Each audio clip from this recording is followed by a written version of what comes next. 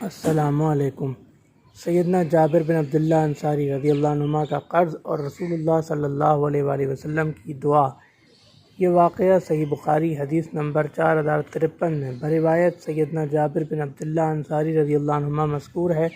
واقعہ کچھ یوں ہے کہ سیدنا جابر بن عبداللہ انصاری رضی اللہ عنہما فرماتے ہیں کہ میرے والد حضرت عبداللہ ابن عمرو بن حرام رضی اللہ عنہ جنگ احد میں جب شہید ہوئے تو ان کے پاس ان کی 6 اور اولادیں تھیں، یعنی 6 بیٹیاں تھیں، اور ان کے ذمہ قرض بہت سارا تھا۔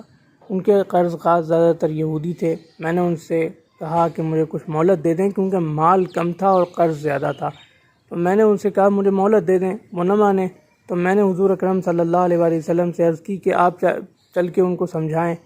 تو آپ صلی اللہ علیہ وآلہ وسلم تشریف لے گئے، لیکن وہ مجھ پر اور زیادہ بھڑک اٹھے۔ وہ سمجھے کہ اگر میرے مال میں سے کمی رہ جائے گی تو حضور اکرم صلی اللہ علیہ وآلہ وسلم ادا فرما دیں گے۔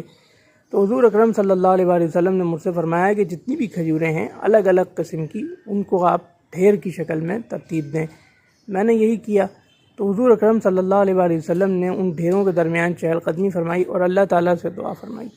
اللہ کا کرم ہے کہ سارا قرض بھی ادا ہو گیا۔ اس کے علاوہ بھی اس وقت کے پیمانے کے مطابق 30 وسق، جو بعد کے پیمانے انگریزی پیمانے کے مطابق 630 کلو بنتا ہے، اتنا غلہ، اتنی کھجوریں بچ بھی گئیں۔ یہ حضور اکرم صلی اللہ علیہ وآلہ وسلم کی دعا اور اللہ تعالیٰ کی برکت کا معجزہ۔ صحیح بخاری حدیث نمبر 4053 میں مذکور ہے۔ اللہ حافظ۔